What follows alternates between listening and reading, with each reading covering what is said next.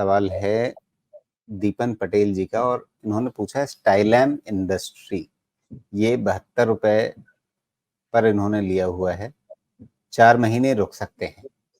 तो 4 महीने के हिसाब से क्या लग रहा है, फायदे की स्थिति बनेगी इनके लिए? देखिए, पहली बात ये बताऊँ कि ये ना हम जो यहाँ पे आपको स्टॉक पे बताते हैं, सिर्फ़ स्टॉक पे व्यू नहीं बताते, हम आपको एक अच्छा तरीका बताते हैं समझने का। स्टाइलम इंडस्ट्री को आप मत समझिए, आप समझिए कि ये सेक्टर में एक्चुअली काम कैसे होता है। पहले जब बहुत पहले आप अगर 30 साल पहले जाएँगे, 40 साल पहले या उसके पहले जाएँगे, तो जितनी भी चीज़ें फर्नीचर होती थी, उसमें लकड़ी का इस्तेमाल बहुत होता था। धीरे-धीरे उस लकड़ी उसकी एक तो अवेलेबिलिटी, दूसरी महँगाई, उसकी रिप्लेसमेंट हुई प्लाईवुड से। धीरे-धीरे उस प्लाईवुड के चलन को अब कन्वर्ट कर दिया गया है, जिसको एमडीएफ कहते हैं। तो धीरे-धीरे अब प्लाईवुड से भी ज़्यादा आगे जाके काम क्या होगा लैमिनेट्स का। कारण क्या है? कारण ये है कि अब कोई भी रिपेयर मेथोडोलॉजी में नहीं जाना चाहता है। अब कोई भी मोस्टली रिप्लेसमेंट में जाना चाहता है बिकॉज़ रिपेयर का cost is much higher than the replacement का कॉस्ट। प्लस जो इनकन्वीनियंस है वो अलग। तो धीरे-धीरे अगर आप देख रहे हो तो पहले वो जितनी भी लकड़ी वाली चीज़ें थी उसका इस्तेमाल होता था। फिर धीरे-धीरे आपने प्लाईवुड का नाम सुना, इसमें आपने ग्रीन प्लाई बहुत सारे प्लाईवुड के कंपनीज़ को ट्रेड होते देखा। लेकिन अब आप ग्रीन प्लाई का नाम सुनते होंगे लेकिन कम, उससे ज़्यादा आप ग्रीन लैम्प, स्टाइलैम ये सब आप सुनने लगेंगे बिकॉज़ सस्ता और आराम से रिप्लेसेबल। तो धीरे-धीरे जो ये ट्रेंड है वैसे बनता जा रहा है। तो ये आपको इसलिए समझा रहा हूँ कि आने वाला जब तक जैसे प्लाईवुड का रिप्लेसमेंट लैमिनेट आया, जैसे प्लाईवुड लकड़ी का रिप्लेसमेंट आया, ऐसा कोई ईज़ी रिप्लेसमेंट नहीं आ जाता है लैमिनेट्स का, तब तक ये फ्यूचरिस्टिक रहेगा आपके लिए। हो सकता है कि एक समय ऐसा आए कि लैमिनेट्स की जगह भी सिर्फ़ आप शीशे की ही सारी चीज़ें देखें, दरवाज़ा, दीवार, जो टेम्परेरी वॉल्स हैं, ये भी पॉसिबिलिटी है। जो सबसे सस्ता और जो सबसे आसान से रिप्लेस हो सके, ऐसी चीज़ें आएँगी।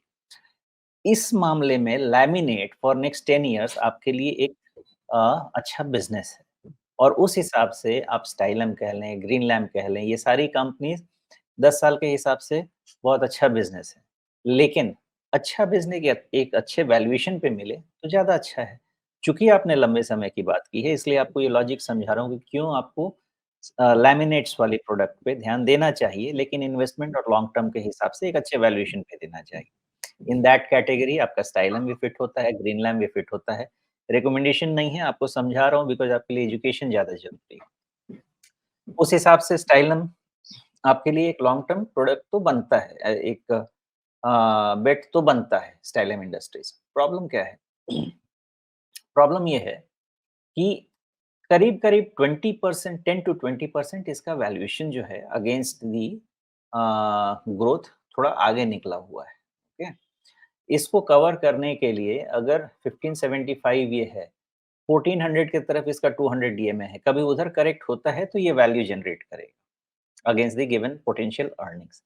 तो आप कितने महीने, कितने साल के लिए भी खरीदना चाहें, रखना चाहें, इसमें जो ट्रेंड डाउन हुआ है, वो ट्रेंड अरेस्ट होगा downside anywhere in between 1450 1460 to 1400 ये रेंज में कहीं पे भी जाके इसका करेक्शन कंप्लीट हो सकता है बिकॉज़ ब्रेकडाउन हो गया है।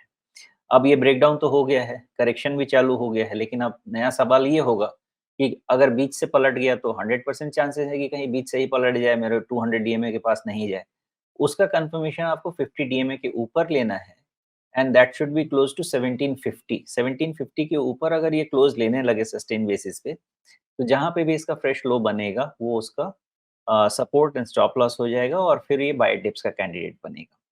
तो लॉन्ग टर्म के हिसाब से आपको इसका तरीका समझा दिया कि कोई भी लैमिनेट्स की कंपनीज़ पे आपका क्या व्यू होना चाहिए और जो प्राइस स्टैंड पॉइंट से यही बता रहा हूँ कि जब तक 1750 के ऊपर नहीं जाए इसका सेल ऑन राइज़ का ट्रेंड ट्रिगर्ड है, कहाँ तक? Up till 1400 1450 range. ये इसका एनालिसिस है।